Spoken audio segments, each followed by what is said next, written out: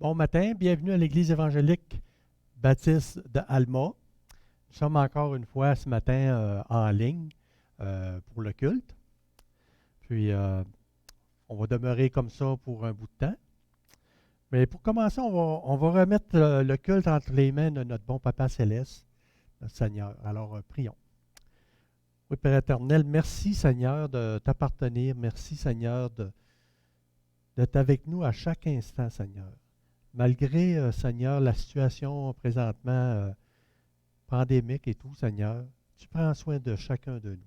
Tu nous bénis, Seigneur, tu nous protèges. On t'en est vraiment reconnaissant. Et ce matin, Seigneur, on veut te remettre ce culte entre tes mains, Seigneur, qu'à travers la louange, Seigneur, à travers la prédication, que tu puisses parler à nos cœurs, Seigneur, que tu puisses nous instruire. Et on veut te remettre ça dans le Saint-Nom de ton Fils Jésus. Amen. Alors, encore une fois, bienvenue ce matin. On va. J'avais un petit verset là, d'encouragement dans Jérémie 29, 11, 13. Jérémie 29, 11 à 13. Ça se dit comme ça là. Car je connais le projet que j'ai formé sur vous, dit l'Éternel, projet de paix et non de malheur, afin de vous donner un avenir et de l'espérance. Vous m'invoquerez et vous partirez, vous me prierez et je vous exaucerai. Vous me chercherez et vous me trouverez si vous me cherchez de tout votre cœur. C'est encourageant de savoir que l'espérance, on l'a en Jésus-Christ. Alors, merci pour cette parole-là, c'est encourageant. Invoquons-le et il va se laisser trouver. On va continuer avec les annonces. Ce matin, dans les annonces, les anniversaires, là, il n'y en a pas beaucoup le mois de janvier. C'est un mois froid. Hein? Cette semaine, ça va être l'anniversaire à Michel Gaudreau, le 13 janvier. Puis je crois qu'à la fin, ça va être le 30, mais je leur annoncerai la semaine prochaine, mais ça va être Pierre-Paul Gagné.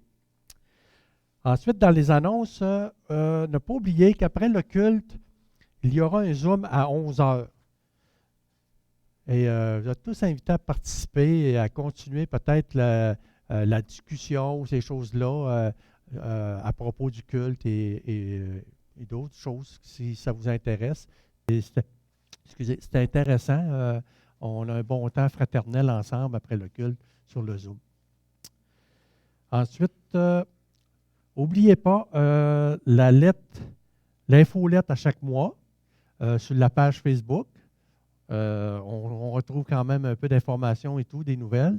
Fait qu'elle est produite à chaque mois par Benoît sur la page Facebook. Ensuite, je vous invite, vous savez, là, vu qu'on ne se réunit pas, je vous invite à vous appeler les uns les autres pour prendre des nouvelles de chacun et chacune. Puis ça fait du bien recevoir les appels de nos frères et sœurs, tout ça. Chacun a probablement un petit bottin téléphonique. Alors, je vous lancerai même un défi d'appeler une personne par semaine, puis même des fois peut-être une personne que vous côtoyez moins ou connaissez moins, appeler, prendre de ses nouvelles et prier ensemble et s'encourager les uns les autres. Ça fait du bien. Alors, c'est un défi que je vous lance. Puis, appelons qu'on puisse s'appeler les uns les autres pendant ce temps de pandémie-là. Ensuite, vous savez, je l'ai dit au début, on va demeurer en ligne comme ça encore pour un bout de temps, jusqu'à temps que, surtout que la situation va changer, on va évaluer la situation, puis on va vous aviser. Mais on ne s'attend pas que ça change d'ici avant la fin du mois. Puis, n'oublions pas de continuer de prier pour nos frères et sœurs qui sont dans la maladie, dans les épreuves et ces choses-là. Toujours garder dans la prière l'assemblée, nos frères et sœurs, et les remettre à notre Seigneur. Maintenant, les offrandes, vous pouvez les envoyer par la poste, par courriel ou les conserver Et quand on va se réunir, ben, les emmener ici, les déposer ici. Il n'y a pas de problème. Puis on vous remercie d'ailleurs pour votre fidélité dans les offrandes, parce que vous savez qu'on a quand même des besoins de ces dons-là pour le bon fonctionnement de l'Assemblée et tout, tous les coûts là, reliés au bâtiment et tout le kit. Là. Alors, on remercie le Seigneur d'ailleurs, car il est fidèle et on est béni dans ce sens-là. Alors, je vais rendre grâce pour les offrandes. Puis après ça, on continuera avec le groupe louange. Père éternel, merci Seigneur de prendre soin de chacun de nous, Seigneur. Merci de ce que tu subviens à tous nos besoins, Seigneur. On est tellement éblouis, Seigneur, par les miracles que tu fais, Seigneur, en chacun de nous. Les besoins de chacun de nous sont comblés, Seigneur. Et tout ça, Seigneur, c'est par ta grâce, par ta bonté. Puis on sait, Seigneur, que tu nous demandes, Seigneur, de donner avec un cœur joyeux, Seigneur. C'est ce qu'on veut faire. On veut te remettre, Seigneur, une partie de ce que tu nous donnes avec un cœur joyeux pour l'avancement de ton œuvre, Seigneur, pour que tu sois glorifié. Pour te remercier à l'avance, Seigneur, dans le Saint-Nom de ton Fils Jésus. Amen. Alors maintenant, on va continuer avec le groupe louange. Ce matin, on a Leonardo et Eliane qui vont offrir les chants et tout. Puis ensuite, après les chants, on va continuer avec la prédication. La prédication va être amenée par Benoît ce matin. Alors, merci. On continue avec le groupe louange en musique. Et je me lève de là. Allons-y célébrer le Seigneur, parce que lui, il est digne de toute la louange, tout l'amour, toute l'adoration. Amen.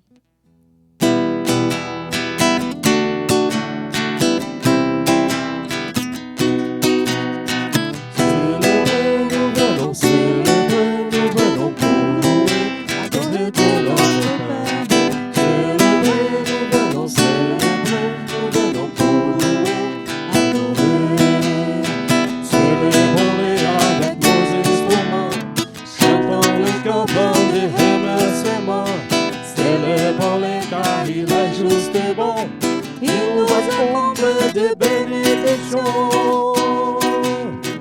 Célébrer, nous venons célébrer, nous venons pour louer, adorer Dieu notre Père. Célébrer, nous venons célébrer, nous venons pour louer, adorer. Célébrons-les, il nous donne la vie, et dans son livre nos noms sont écrits. Célébrons-les, il nous introduit dans sa famille qui nous a accueillis. Célébrer, nous venons célébrer, nous venons pour louer, adorer Dieu notre Père. Célébrer, nous venons célébrer, nous venons pour louer, adorer. Célébrons-les en exerçant nos dons, sans négliger la sanctification. Célébrons-les par un comportement qui soit conforme à son enseignement. Célébrer, nous venons célébrer, nous venons pour louer, adorer Dieu notre Père. Célébrer, nous venons célébrer, nous venons pour louer, adorer. Alléluia.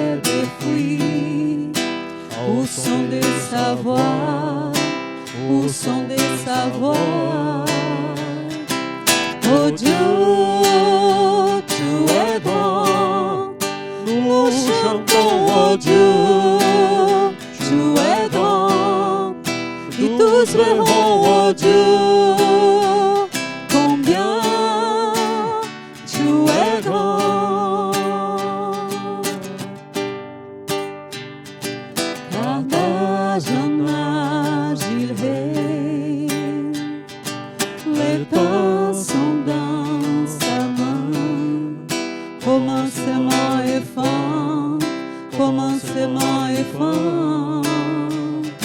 Le Père, le Fils, l'Esprit. Trinité divine, le lion et l'agneau, le lion et l'agneau. Oh Dieu, tu es grand, nous chantons, oh Dieu, tu es grand, et tous verront, oh Dieu, combien tu es grand. Le plus grand des noms, digne de louange, mon cœur s'écrie, oh Dieu, tu es grand. Le plus grand des noms, digne de louange, mon cœur s'écrie, oh Dieu, tu es grand. Oh Dieu, tu es grand, nous chantons, oh Dieu, tu es grand, et tous verront, oh Dieu, combien tu es grand. Alléluia. Oh Dieu, tu es grand, nous chantons, oh Dieu, tu es grand, et tous verront, oh Dieu, combien tu es grand. Alléluia.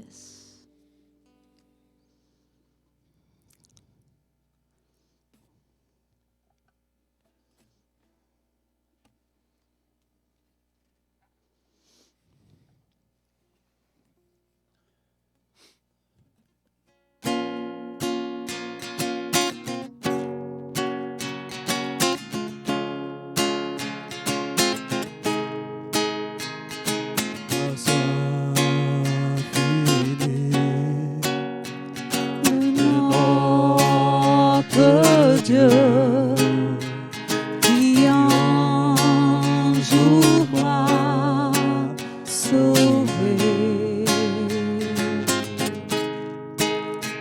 J'étais perdu, errant de lieu en lieu, lorsqu'il m'avait trouvé.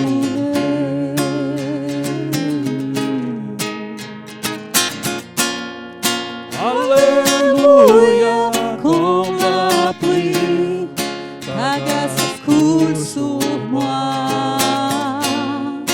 Alléluia, mes péchés sont effacés.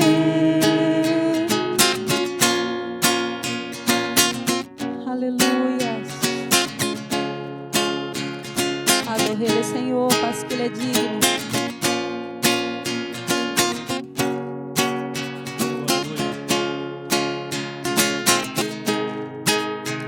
Dans mes douleurs, il m'élabore, suffisante est sa grâce. Je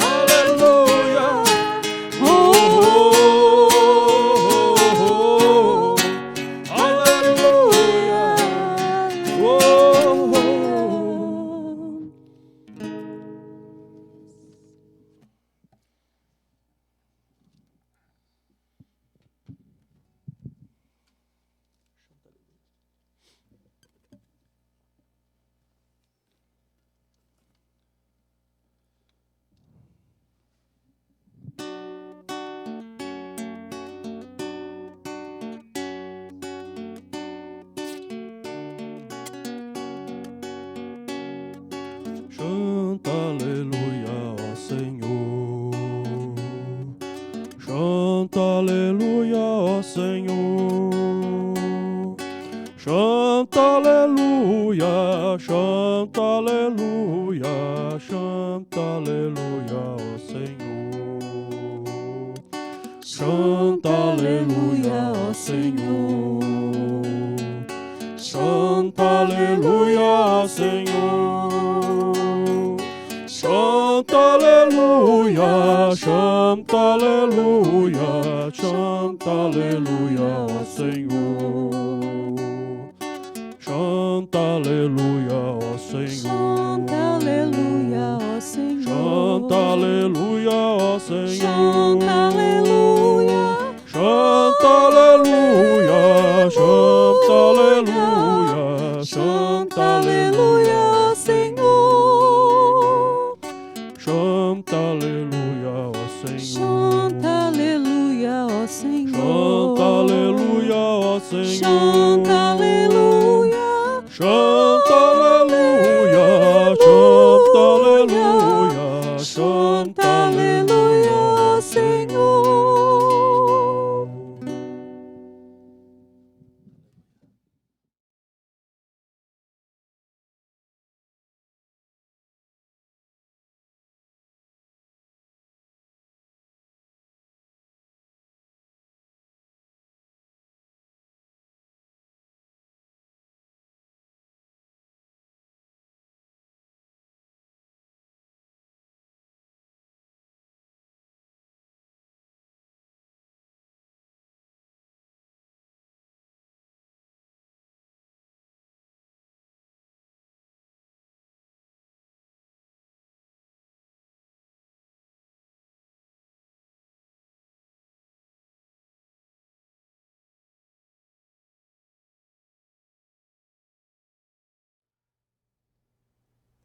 Alors, merci à l'équipe de louange, merci Eliane, merci Leonardo. C'est une joie de pouvoir le célébrer ensemble.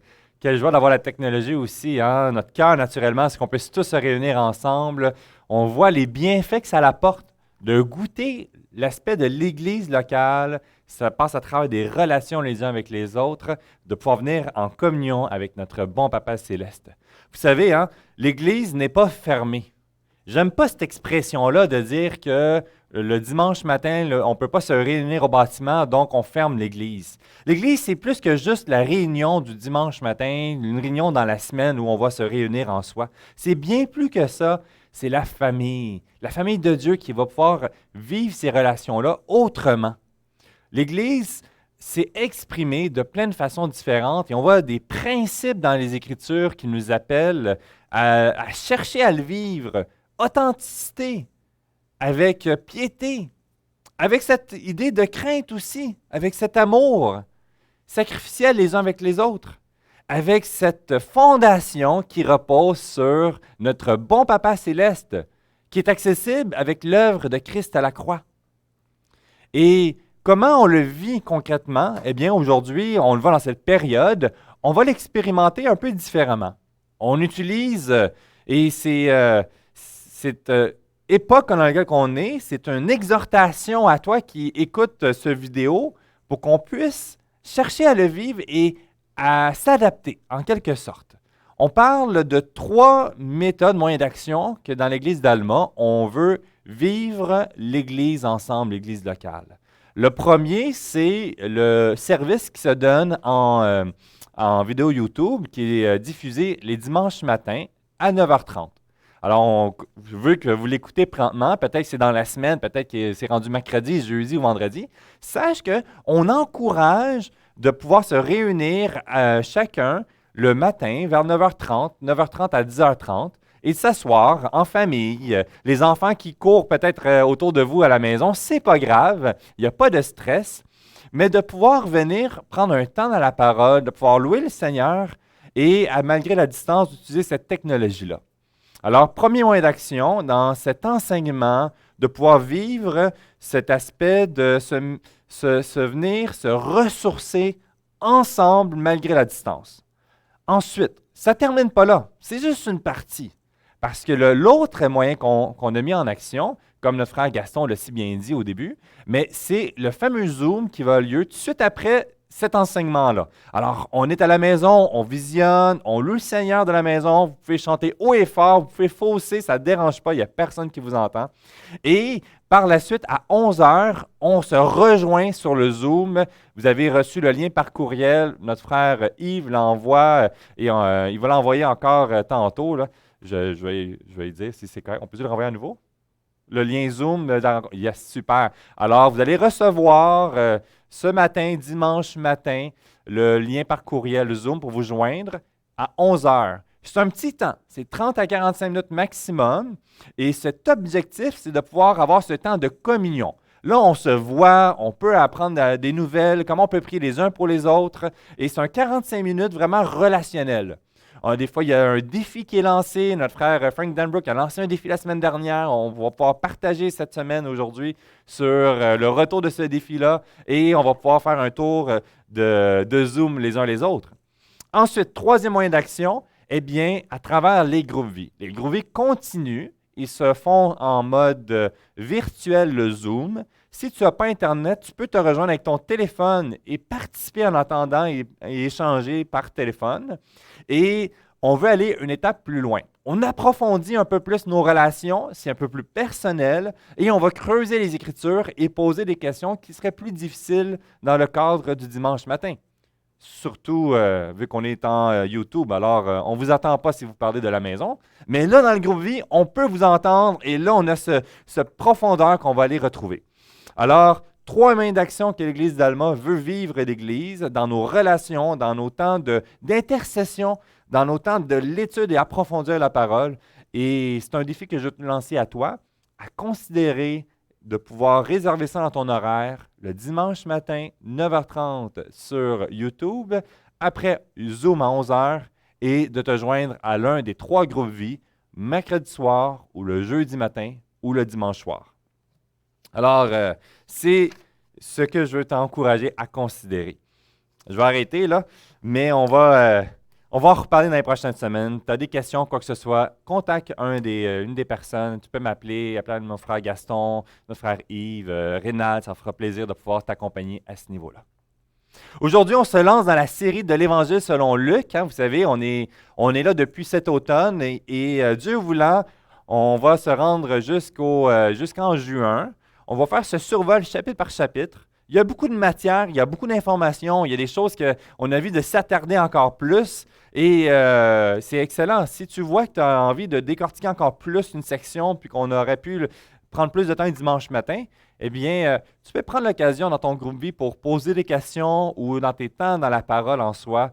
Et n'hésite pas, je suis disponible dans la semaine. Si tu aimerais clarifier quelque chose, c'est ça l'Église, ça va me faire vraiment plaisir. Aujourd'hui, on est dans le chapitre 7.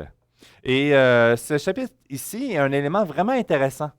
On le voit donc, on a survolé dans les chapitres précédemment, depuis le début, la venue du Seigneur Jésus, sa naissance miraculeuse qu'on a survolée avec notre frère Reynald, et puis dans la période de Noël. On a vu les questions des thèmes qui reviennent beaucoup sur la compréhension du royaume de Dieu et les instructions, ces révélations qui, dans le ministère de Jésus, nous aident à mieux discerner, à mieux saisir ce qui avait déjà été annoncé d'avance. Ça l'amène aussi à comprendre la réaction des Juifs qui sont confrontés au ministère de Jésus et ils avaient des attentes de comment l'établissement du royaume de Dieu devait se faire et que ce n'était pas nécessairement selon leur compréhension. Et il y a des questions, il y a des déceptions, il y a des irritations et ça confronte des problématiques de cœur aussi en arrière.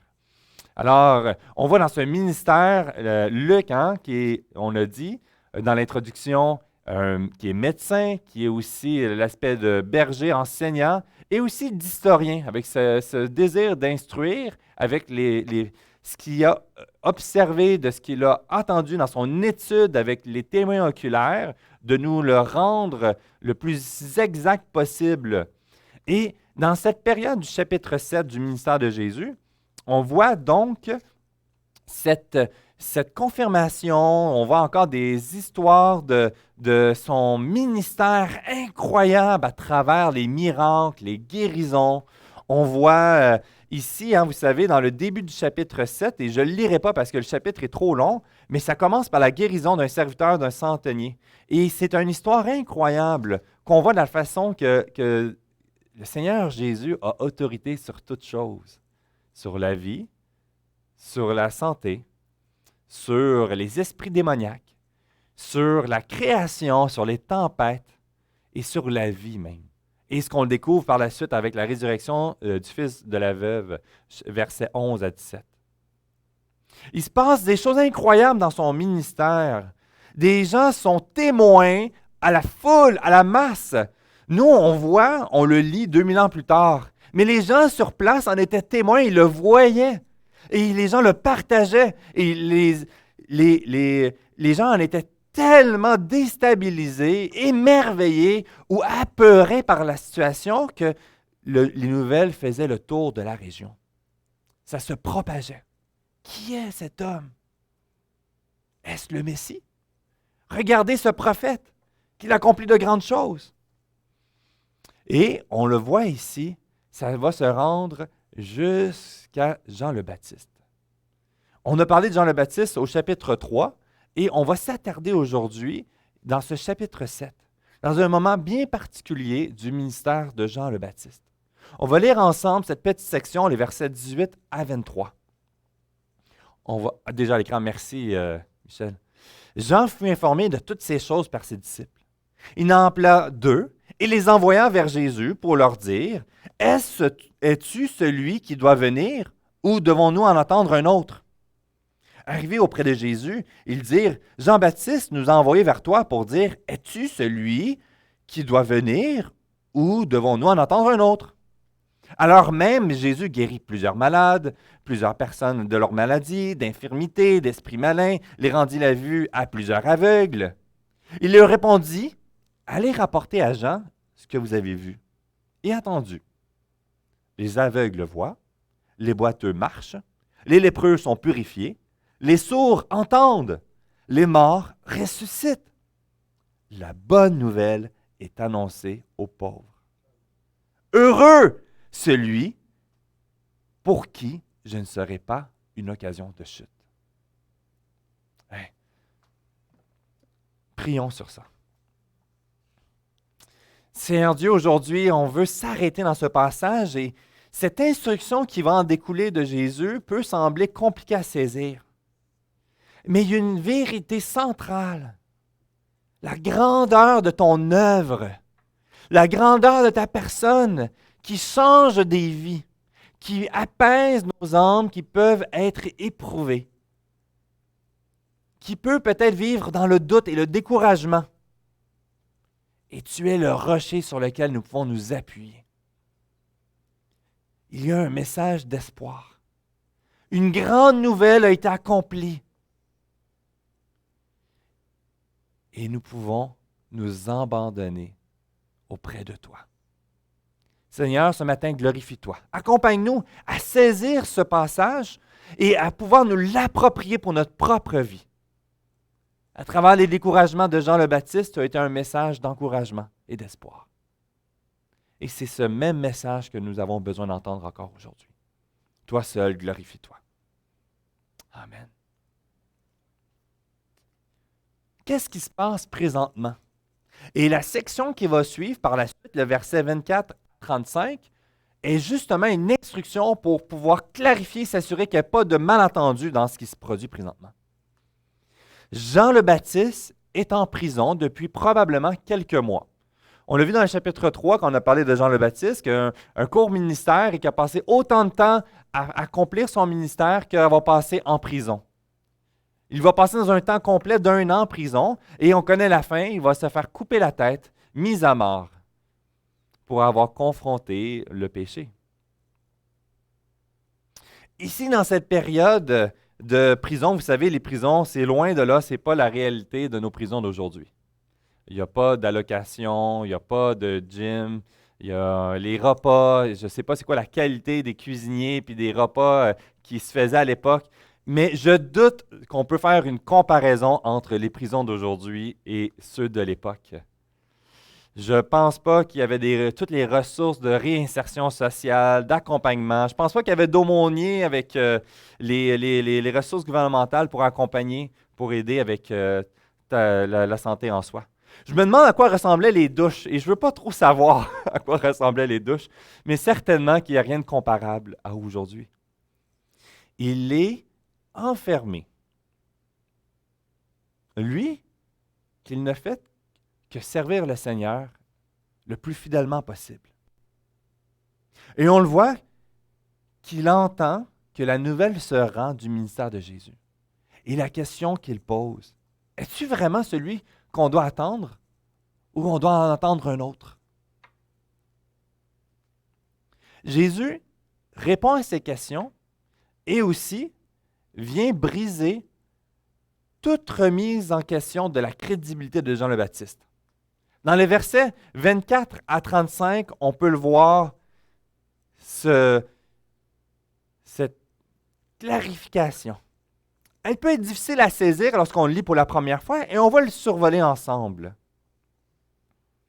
Oui, Jean le Baptiste se questionne et on va s'attarder sur ce point-là par la suite.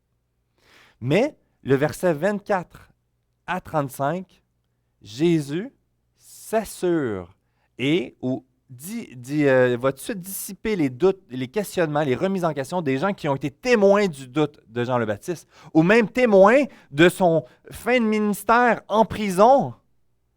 Était-il vraiment un prophète envoyé de Dieu? Est-ce qu'il est discrédité? Est-ce que c'est un homme manque de foi totale? Et il dit, au verset 24, lorsque les envoyés de Jean furent partis, il instruisit la foule au sujet de Jean le Baptiste. « Qui êtes-vous allé voir au désert? Un roseau agité par le vent? Qui êtes-vous allé voir? Un homme vêtu d'habits précieux? Voici ceux qui portent des habits magnifiques et qui vivent dans les délices, sont ceux dans les maisons des rois. Qui êtes-vous allé voir? Un prophète? Oui, vous dis-je, et plus qu'un prophète. C'est celui dont il est écrit, « Voici, j'envoie mon messager devant ta face, pour préparer ton chemin devant toi. » Je vous le dis, parmi ceux qui sont nés des femmes, il n'y a point de plus grand que Jean. Cependant, le plus petit dans le royaume de Dieu est plus grand que lui. Et tout le peuple qui l'a entendu, et même les publicains ont justifié Dieu, en se faisant baptiser du baptême de Jean. Mais les pharisiens et les docteurs de la loi, en ne le faisant pas baptiser par lui, ont rendu nul à leur égard le dessein de Dieu. À qui donc comparais-je les hommes de cette génération? Et à qui ressemblent-ils? Ils ressemblent aux enfants assis dans la place publique et qui se parlent les uns aux autres. Disent, nous avons joué de la flûte, nous n'avons pas dansé. Nous avons chanté des complaintes et vous n'avez pas pleuré. Car Jean-Baptiste est venu, ne mangeant pas de pain et ne buvant pas de vin, et vous dites, il a un démon.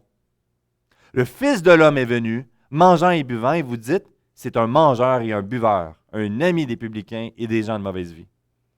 Mais la sagesse a été justifiée par tous ses enfants. Et ici, dans cette section, Jésus rassure Jean le Baptiste. Il vient adresser et répondre à sa question. Et aussitôt, il vient dissiper, comme je l'ai dit précédemment, ses doutes, en exposant plusieurs points. Est-ce que le Jean le Baptiste est présentement en plein abandon de sa foi envers Jésus, envers sa mission laquelle qui a été dit, que finalement il ne venait pas de Dieu? Peut-être que la prison le fait souffrir et que c'est loin du confort dans lequel il est habitué et que là, il remet tout en question. Vous savez, être emprisonné dans cette époque, c'était souffrant et douloureux. Et Jésus vient rassurer. À partir du verset 24 et 25, il brise, premier argumentaire. Est-ce que le contexte de la prison a brisé ce Jean le Baptiste? Et dans les 2 points, le premier, êtes-vous allé voir un roseau agité par le vent?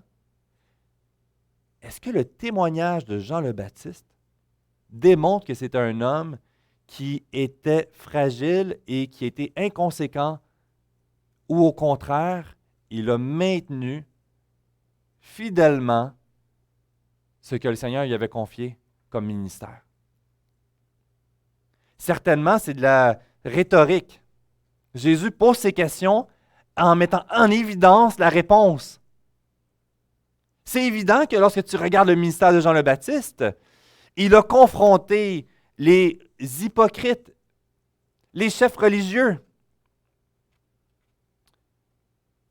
le roi même qui avait pris sa belle-sœur comme épouse et s'en fait arrêter et mettre à mort à cause de ça. Il n'a pas eu peur d'annoncer la vérité, de confronter le péché. Il n'a pas été dans les lieux avec les habits flamboyants. Au contraire, il s'est fait la voie du désert, à manger des sauterelles, se ceindre avec une corde. C'est dans les palais qu'on découvre ce type de personne. Il a eu une vie où il a payé fort le prix. Et la réalité de la prison n'est pas une occasion pour lui de chute en soi. La réalité n'est pas là. Il a été fidèle et il a persévéré. Et jusqu'à la fin, la prison n'est pas un indicateur de l'échec de son ministère. Il vient ici, Jésus, remettre en évidence, en perspective. Rappelez-vous qui est Jean le Baptiste. Rappelle-toi de son ministère et sa fidélité dans lequel il a accompli jusqu'à la journée d'aujourd'hui. C'est bel et bien un prophète. Au lieu d'admettre que Jean ait perdu quoi que ce soit en son nom, notre Seigneur Jésus montre à quel point il était même exalté au-dessus de tout prophète ordinaire. Il est quelque chose de plus grand. Pas par sa qualité d'individu, pas par l'accomplissement de son ministère en soi, pas parce qu'il était dans le désert et demeurait là où que les gens venaient auprès de lui, pas par la grandeur de sa capacité d'accomplir des baptêmes. Certains se posent la question de dire, voici la puissance du baptême de Jean le Baptiste, l'importance du baptême qui va sauver. La grandeur de l'acte de Jean le Baptiste à titre de prophète n'était pas l'individu, mais la direction dans laquelle il pointait. Le prédécesseur du Messie. Celui qui annonçait la préparation de notre disposition du cœur pour s'approprier la grandeur de l'œuvre de l'Évangile, de Christ seul. La grandeur de Jean le Baptiste reposait sur celui qui venait après lui. Il pointait la direction de ce Sauveur, de Christ lui-même. C'est un prophète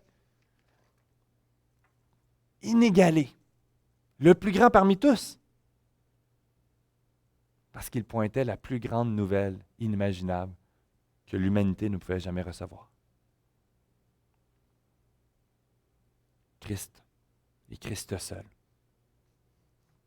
Et dans cet exposé, on va le voir, cette tension de ceux qui ont résisté à Jean le Baptiste, tout comme ils résisteront au Messie, au Sauveur lui-même.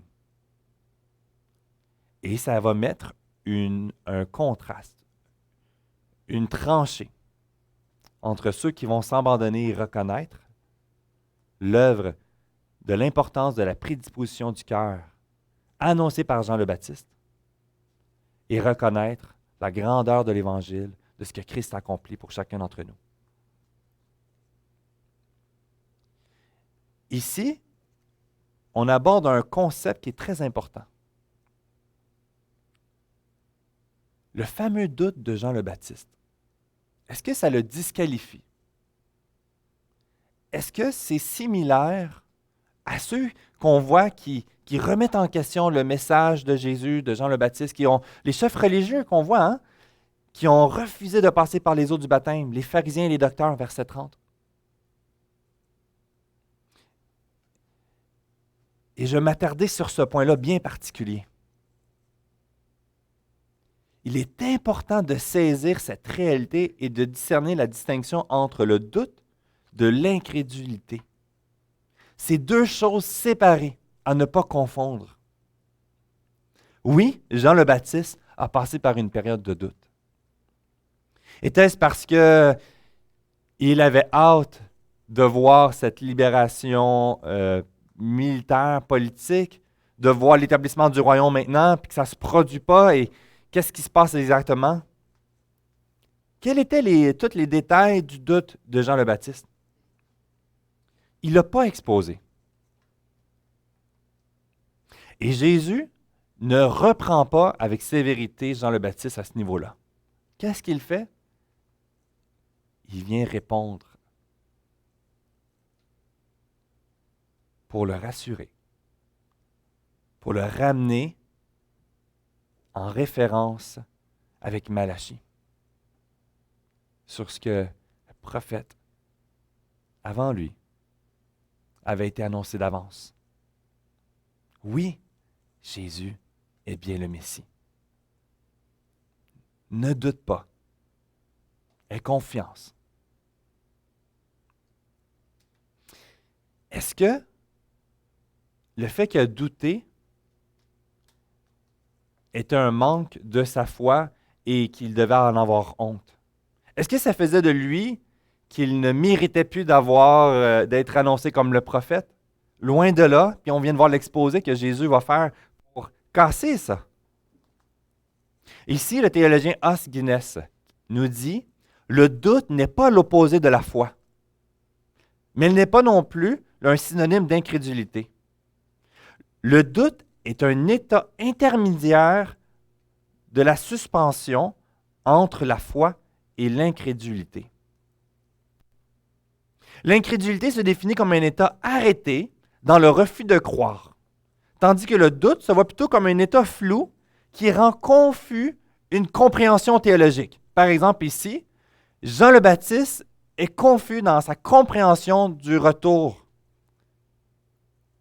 de la venue du Messie. Et dans ce flou, il se met à douter. Est-ce que c'est Jésus vraiment qui est la personne qui doit venir? Il y a des questionnements, et là, on en est ébranlé, ça nous fragilise. C'est un flou. Mais le doute n'est pas l'absence de foi. Vous savez, même, John MacArthur nous dit qu'à vivre des doutes dans notre vie est un bon signe. C'est un indicateur qui démontre un des fruits de la nouvelle naissance. Parce que dans ta vie, il va y avoir des flous. Mais parce que tu es un disciple de Jésus-Christ, tu n'es pas indifférent. Ça te met en envers. Tu es inconfortable par cette réalité. Ce manque de compréhension, de besoin de clarifier est bien normal et c'est bon signe. Donc le doute n'est pas une absence totale de foi. Elle ne doit pas être prise avec la masse et le fouet. Et le Seigneur Jésus, on le voit rempli de compassion, ne va pas le réprimer. Le doute, en réalité, si on est authentique, nous l'avons tous vécu dans notre vie et on va passer dans des phases.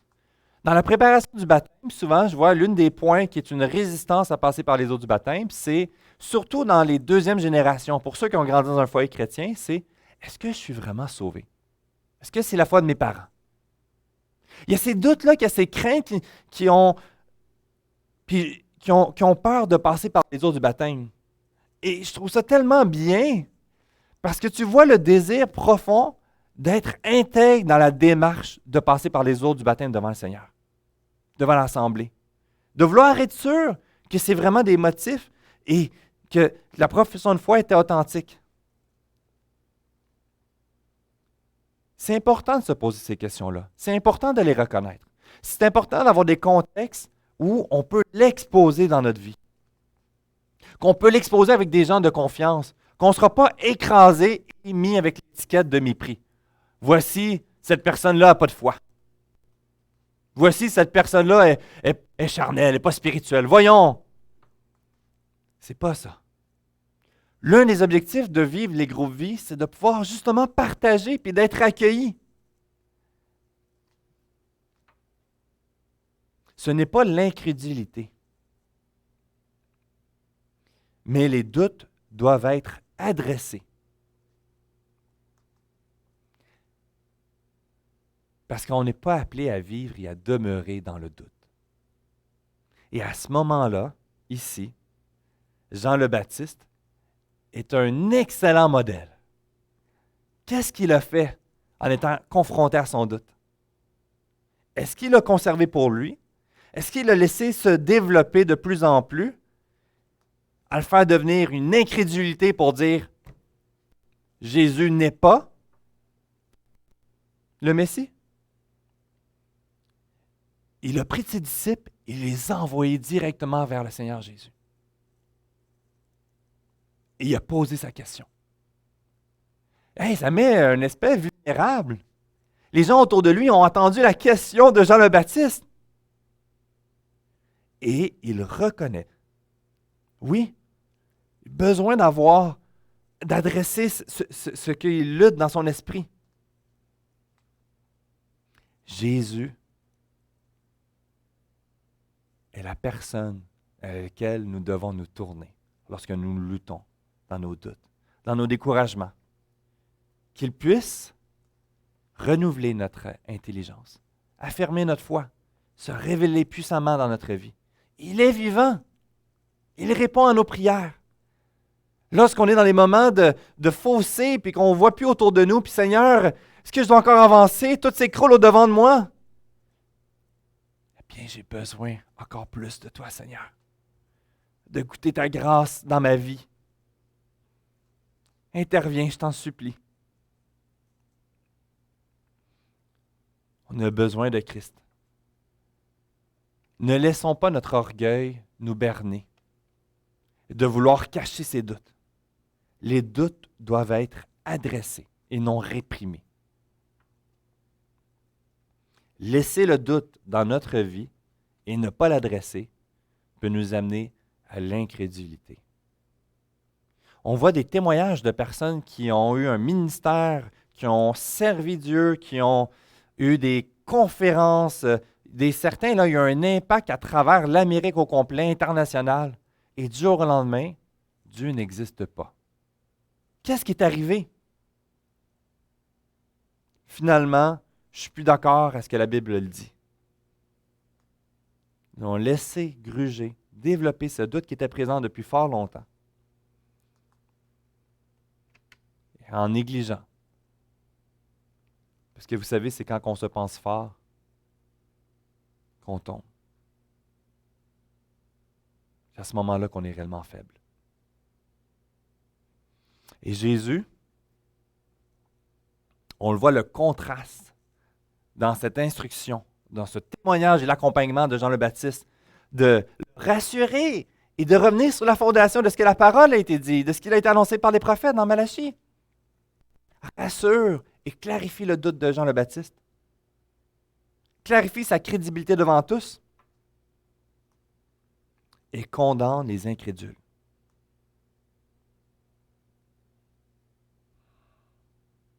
Ceux qui ont refusé, qui n'ont pas cru à cette prédisposition de s'humilier, de se repentir de leur voie. On va dans la fin. Tout comme ils ont rejeté Jean le Baptiste, ils vont refuser le Fils de l'homme.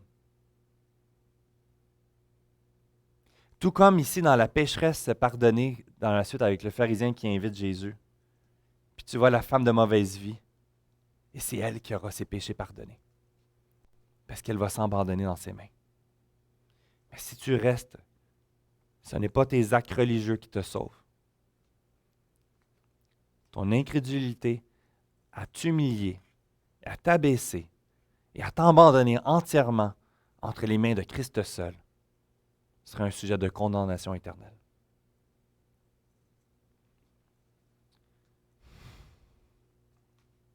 Frères et sœurs, ne vivons pas dans la honte de notre péché. Veillons les uns sur les autres. Adressons ces découragements. Adressons ces remises en question. Pas avec honte et esprit de jugement, mais reconnaissant que dans cette période où il y a des flous devant nous, des choses qui sont difficiles à saisir, la grandeur de l'amour de Dieu, la grandeur de sa miséricorde, sa souveraineté en 2022 sur la création. Oui, il est en contrôle de sa création. Oui, c'est lui qui a établi la fin. Et même si on verrait tout s'écrouler autour de nous, Dieu a établi des limites et il sait ce qui se passe. Et il se glorifie. Est-ce possible? Oui. J'ai la misère de le croire, de le voir, de le saisir. Comment avoir une paix dans cette situation? La bonne nouvelle, c'est que tu n'as pas besoin, comme Jean le Baptiste, d'envoyer des messagers parcourir une longue distance avec les risques pour te rendre jusqu'à Jésus. Aujourd'hui même, tu as accès à lui.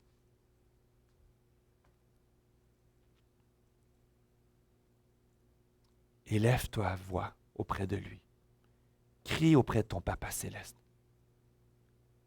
Il t'écoute. N'aie pas honte.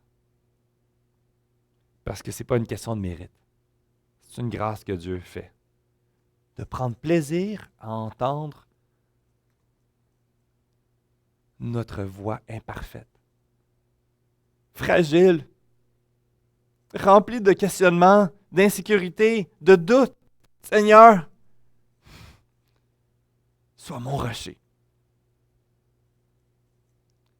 Donne-moi cette paix. Merci parce que Dieu ne nous laisse pas dans l'ignorance.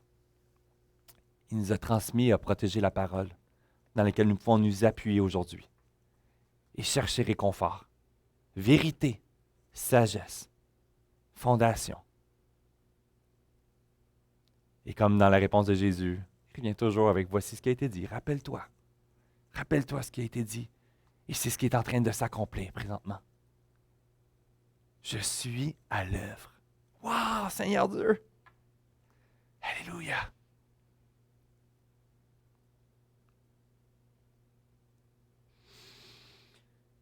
Pour conclure, la vraie grandeur de Jean le Baptiste repose sur celui auquel il nous dirige. Et cela repose en Jésus-Christ, notre Seigneur. De là que dans la conclusion, il remet le plus grand parmi les hommes, mais le plus petit aussi, parmi ceux qui sont dans le royaume de Dieu. Parce que la personne la plus grande valeur, qu'est-ce qui vaut plus que d'être une personne dans la présence de la gloire de Dieu? Rien. Il n'y a rien. Il n'y a rien de plus grand. Il n'y a rien de mieux que d'être dans la gloire de ce Dieu Tout-Puissant pour l'éternité, pour les siècles et les siècles à venir. Où te situes-tu?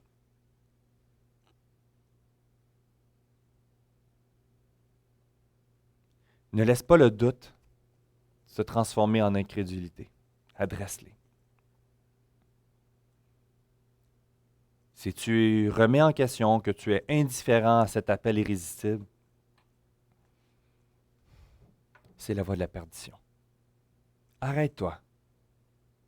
Si tu te demandes si Dieu existe vraiment, eh bien, crie à lui. Il est vivant. Et il se manifeste encore aujourd'hui. Et il sauve encore aujourd'hui en 2022. 1 Corinthiens, chapitre 1, verset 31. Afin, comme il est écrit, que celui qui se glorifie dans le Seigneur. Prions et je vais inviter l'équipe d'adoration pour un dernier chant. Seigneur Dieu, quel modèle nous avons en Jean le Baptiste. Cet homme qui a accompli fidèlement ce que tu as demandé. Loin d'être un être parfait, loin de là. Qui a eu ses doutes et qui les a adressés. Qui est venu s'appuyer envers la seule personne qui pouvait dissiper ses doutes, et c'était toi seul. Seigneur Dieu, prends la place qui te revient dans notre vie. Ne laisse pas les doutes prendre cet esprit d'égarement à nous éloigner de la source de vie que tu es. Qu'à travers les circonstances que nous vivons, qu'à travers les questionnements que nous pouvons avoir, nous voulons reconnaître que tu es vivant et qu'un jour nous serons dans ta présence. Un jour nous allons avoir ce voile complètement dissipé et contempler pleinement ta face, ce Dieu saint et glorieux. Saisir la grandeur de ton œuvre, saisir la grandeur de ton amour à notre égard, saisir à quel point que nous sommes petits et que notre valeur ne repose pas sur nos accomplissements. La grandeur de notre valeur repose sur toi, sur notre identité que nous avons en toi. Merci pour l'Église parce que tu permets que nous puissions vivre avec authenticité, de façon imparfaite, temporaire, mais que nous puissions nous encourager les uns les autres. Que nous puissions exposer nos doutes, que nous puissions exposer nos découragements, sachant que nous ne serons pas condamnés, mais accueillis et dirigés vers toi, par ta grâce et pour ta gloire. Pour ta grâce, par ta grâce et pour ta gloire seule. Amen. Au plaisir de se voir tantôt à 11h sur le Zoom de l'Église. Allez voir vos courriels, notre frère Yves l'a envoyé, ou allez voir sur le Facebook. On se voit tantôt à 11h. Bon dimanche matin. Merci.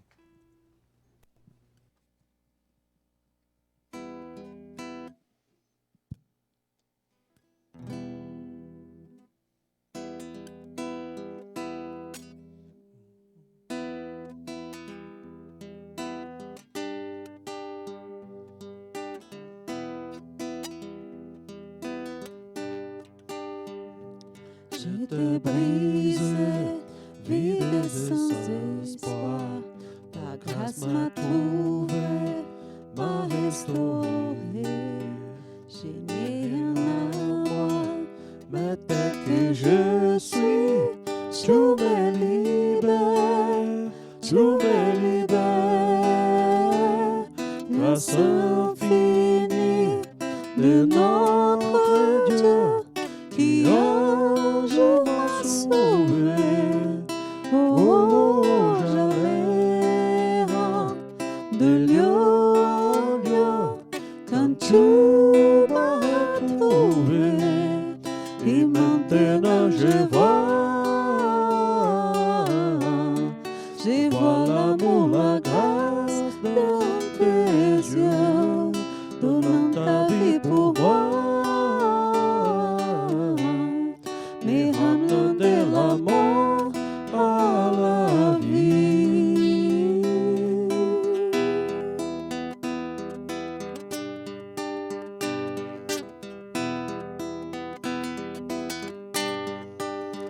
Tu prends nos échecs tu prends nos faiblesses, tu places ton trésor dans des vases d'argile.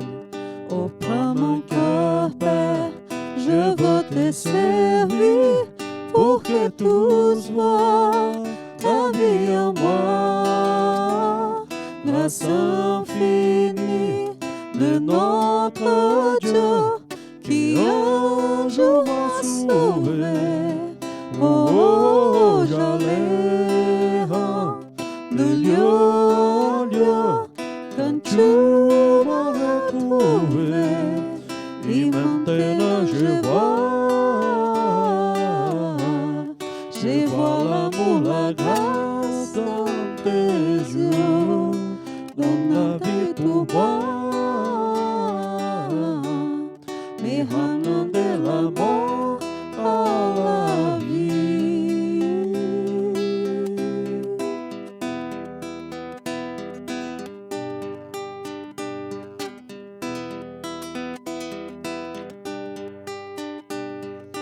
Oh,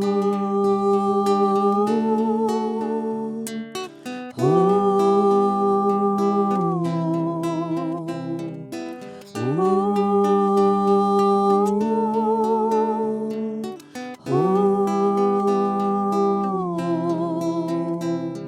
grâce infinie de notre Dieu qui un jour m'a sauvé. Oh, j'allais de lieu en lieu quand tu m'as retrouvé. Et maintenant je vois l'amour, la grâce dans tes yeux, donnant ta vie pour moi. Mais ramenant de la mort